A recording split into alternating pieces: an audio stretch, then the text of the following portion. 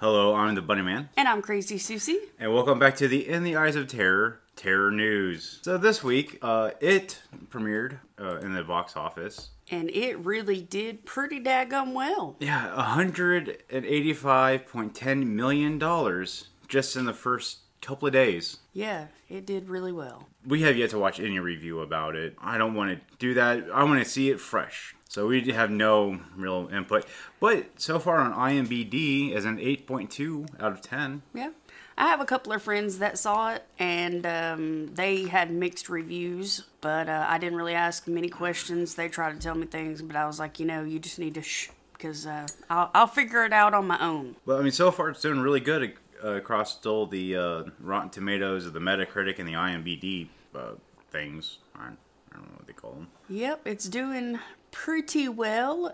We expected it to. I really, like we've said before, I really don't like the idea of changing a classic, but somebody felt it needed to be done. And it is something, from what I've been told, or what I've read actually, that Stephen King was impressed by. So, if the creator himself was impressed by it, then who am I to say not do it, Stephen King, the writer of It, was impressed by it, then hey. Yeah, so that's interesting. This, as everybody knows, we've had some really bad weather.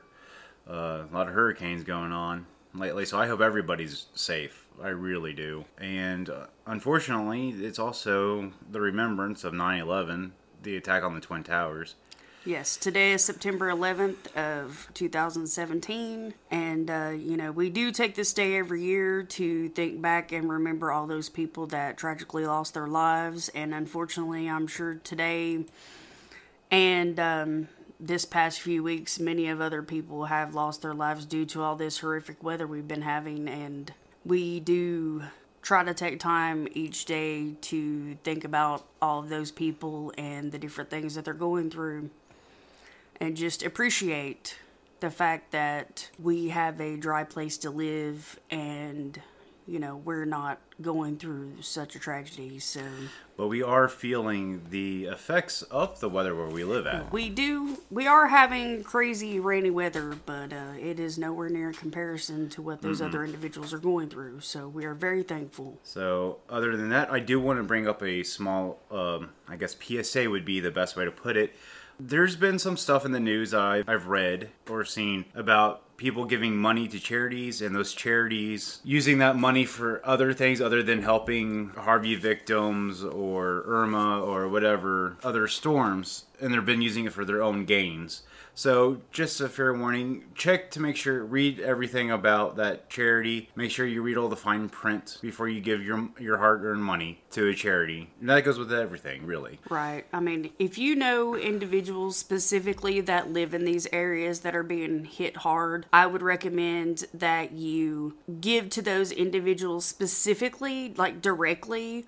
Or if you know businesses in those areas, give to those businesses directly or organizations directly. Don't give to people that are promoting that they're helping these people, because unfortunately there are a lot of people out there that are just trying to take advantage of this situation. It is horrible that there are people like that, but there are people in this world that are that way. So, it's great that there are people that are good-hearted that want to help people in a bind and do the good thing to try to help people that are in such dire straits. We're not saying don't help people, we're just saying be smart about it, and if you do want to help people and you're in a position where you can, then be sure that those monies are actually going to go to the people that you're helping. I read on the internet that they've been getting a lot of donations, clothing-wise and stuff like that, to help the Harvey victims. They've spent more man-hours rifling through the donations because people are just giving them stuff they no longer want, which I totally understand that. I myself cleaned out my closet because I've lost a bunch of weight this past year. and I have a lot of things I can no longer wear. So for me, it was a practical thing, and I wanted to use those donations to help whoever I could help. But they were saying that, they can't use certain items. They're in Texas. Texas is very hot, and it is very hot for the majority of the year. So they can't use sweaters. People were donating a lot of things that were impractical, like prom dresses and things like that. These people don't need this stuff. They need practical things. They can't use sweaters. They can't use sweatpants. The weather there is stickly hot most of the year. They need shorts. They need tank tops. They need t-shirts. Maybe capris, socks, tennis shoes. They need things that are practical for their weather. And these things aren't. The majority of things weren't that people were donating.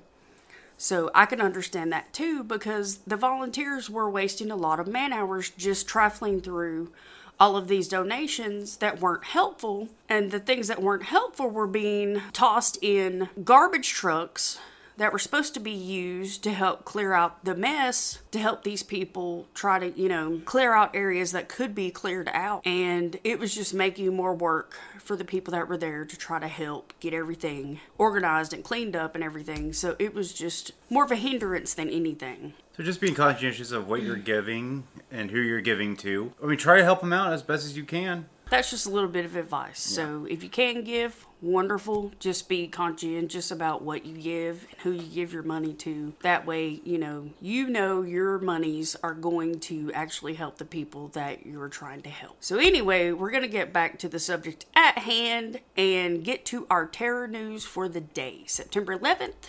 2017. So, we've got some new releases coming out. We're going to go Dead Again in Tombstone, 2017. Coming out on the 12th. It's about a guy named Jero returns from the dead to protect a stolen relic from falling into the hands of a gang of soldiers, which will ultimately cause hell upon Earth. Featuring Danny Trejo. So, if you like leather and a leathery Mexican face, this is the movie for you. He's riding a buffalo. Yes. It's a Western horror, so that would be interesting, I think. He's a badass riding a buffalo. Yeah. Don't mess with him, buddy. So if he don't fuck you up, his buffalo will fuck you up. So I don't know if this is a sequel or what, but yeah, okay. Moving on to the next one. That's what I have to say. It Comes at Night is being released on the 12th, and it's after a mysterious apocalypse leaves the world with few survivors. Two families are forced to share a home in an uneasy alliance to keep the outside evil at bay, only to learn that true horror may come from within. The cast is Joel Edgerton, Christopher Abbott, Carmen Ejogo, and a lot of names that are very difficult to pronounce. It's a horror thriller. The plot summary of that movie sounds like the plot summary of about a dozen other movies. Mm-hmm. And I'm not saying that to be negative, I'm just being honest. The DVD release date is tomorrow. But it does sound like every other one that has ever come out. Tom Cruise's The Mummy, the Mummy remake. How is that a horror film? Because I guess it's based off The Mummy. Horror, action adventure, fantasy. Okay. Nick Morton is a soldier of fortune who plunders ancient sites for timeless artifacts and sells them to the highest bidder. When Nick and his partner come under attack in the Middle East, the ensuing battle continues. The ensuing battle accidentally unearths Anhemets and betrays Egyptian princess who was entombed under the desert for thousands of years. With her powers constantly evolving, Martin must now stop the resurrected monster as she embarks on a furious rampage through the streets of London. Featuring Tom Cruise, Russell Crowe, Bella Wallace, Annabella Butella, Jake Johnson, Courtney B.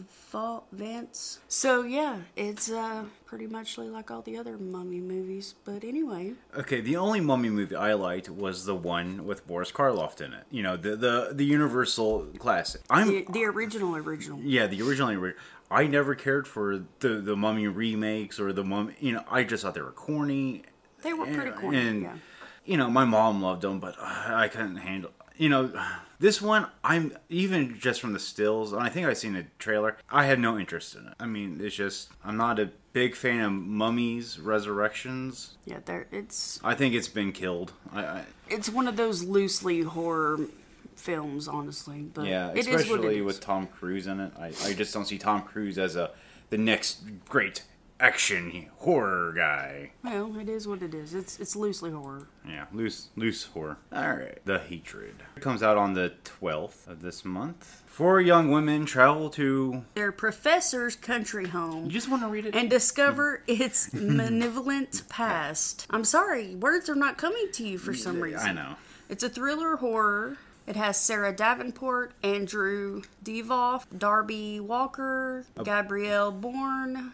A bunch of people I'd never heard of. Yeah, I'm not really knowing who these actors are. But it says it's from the creators of Halloween. And it might be interesting. It might be. I don't know. I mean... Again, it's released on DVD tomorrow, September 12th.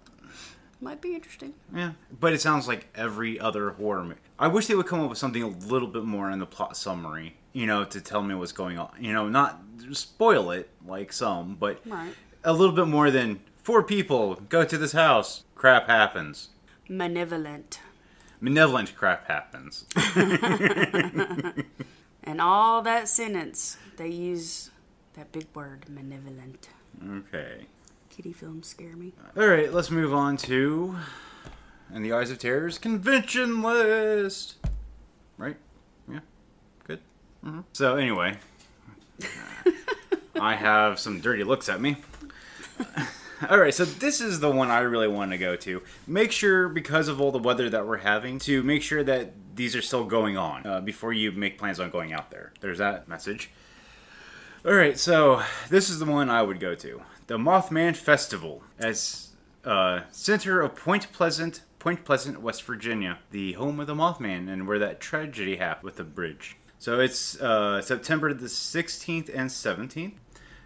The guest speaker is Paranormal pros from all over the world who present an array of topics on everything from Mothman, Bigfoot, UFOs, and the paranormal. Stay tuned for our guest speaker schedule. And then there's a trip to the Mothman statue. No trip to the Mothman Festival is complete unless you take a selfie with our world-famous Mothman statue. Can't make this stuff up, people. Nope. Live bands, movies, and performers are appearing. Let's see who some of those are. Nothing.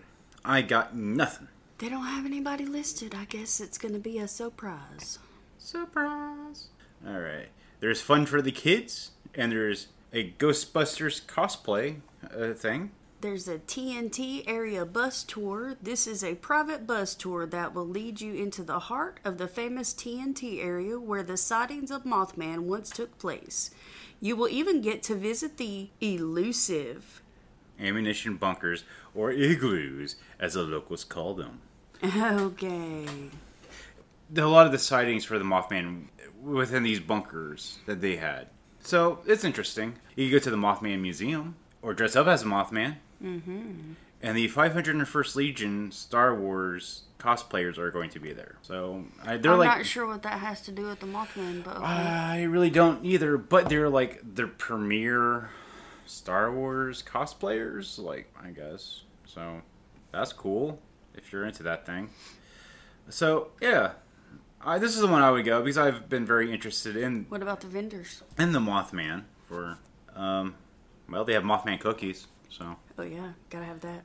They're really being stingy on what's going on. So, they've been filled, so there's going to be a lot there, I take it. A lot of vendors going to be there. So, bus tours... costumes, scary ammunition bunkers, a winged creature. Sounds like fun. Oh yeah, we forgot the Men in Black might be there. Oh.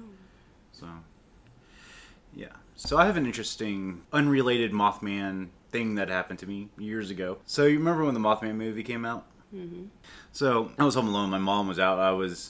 This is when I was really getting into horror. So it was in the middle of the night. I was watching these. I was staying up all night. And I was watching the movie, and you know, like the ringing in the, like when the phone rang constantly throughout the film. Well, my phone, weirdly enough, kept constantly ringing the entire night. And I kept picking up. It was always like dead air, stuff like that. And it freaked me out because I was watching the scary movie. And it was late at night. I was by myself, and here's this whole story about the Mothman calling and say there's a tragedy. To go find out, to make the long story short, to go find out, the phone company decided to play around with the phones that night. So I never had a sighting with the Mothman, but it just always sort of associate the Mothman with that phone. And this is the day of the landlines, so I had to take it off the hook. My mother was not happy with me when I got up the next morning. Alright, so moving on. CT Horror Fest at the Matrix Conference Center, Danbury, Connecticut. September 16th, 2017. Tickets are only $25 at the door, cash only. And children under 10 and under are free as long as they're being accompanied by a paying adult. Sid Haig is going to be there. Who doesn't know he's Captain Spaulding from A House of a Thousand Corpses, The Devil's Rejects. Ken Foray from Dawn of the Dead will be there. Tom Morga, Friday the 13th, 5, A New Beginning. I think he played Jason. And then Dick Warlock, who played in Halloween 2 as Michael Myers. Andrea Barbe from The Fog. And Lisa Loring, the Wednesday from the original Addams Family TV show. That's pretty cool. It's a nice lineup. If you're in that area, I would go. Really not much here on the website, to be honest. There's other people. The guy who played Sinister is going to be there. The Ghost from Sinister. Velvet Sky from Impact Wrestling. There's a movie night with Sid Haig. That would be interesting to go to. So there's going to be a zombie laser tag event there. A couple of panels and event programming. Jess O'Lantern. And a costume contest. And there's going to be a paranormal panel. And the movie Sheepskin and the Sadists will be playing. And that cop that was in every 80s horror film is going to be there with Andrea Barbeau, Tom Atkins. Tom Atkins, who was also in the movie Bruiser. They would be talking about their extensive horror careers. And then Jason and Michael panel. And they would be discussing their careers. So I have a feeling that's going to be a very long silent one. And then Nick Fourier and who knows. So they have a big Nick Fourier and TBD panel. And a lot of it's like a lot of the famous people will be talking about their careers in horror. So be fair warned, it's going to be $5 to park. I'm assuming that's everywhere in any major metropolitan area. Yeah, pretty much. That you will have to pay for parking. It sucks. It doesn't say anything about. There's going to be a raffle. Goes to the animal shelter there. Okay. There's not much on the website in Connecticut, so it should happen. It should happen. It's more. I'm more worried about like the ones in Texas and stuff like that are going to go on. Yeah. West Virginia. That's a big one for me. I don't know because we're getting it. So. Well, it would just be a matter of getting there for some people, depending on where they need to go to and from, travel-wise. Yes. And then there's a Son of Monsterpalooza, September 15th through the 17th at the Marriott Burbank Hotel and Convention Center in Burbank, California. Alright, so Friday through Saturday is $25, individual days. But all 3 days is $60, which is not a bad price. Let's see who the guests are. Christy Swanson from the original Buffy the Vampire Slayer movie. My favorite Buffy the Vampire. It was corny and I loved it. Natasha Henstridge, who is the lady, the chick off Species. Ghost of She's going to be there Saturday only, though. Keith David from The Thing, Armageddon, Requiem for a Dream. Saturday only. He's going to be there. Wilford Brimley, The Thing, Cocoon, and The Firm. He will be there, it looks like, all week. Thomas Watts. Again, The Thing. A lot of these people were featured in The Thing.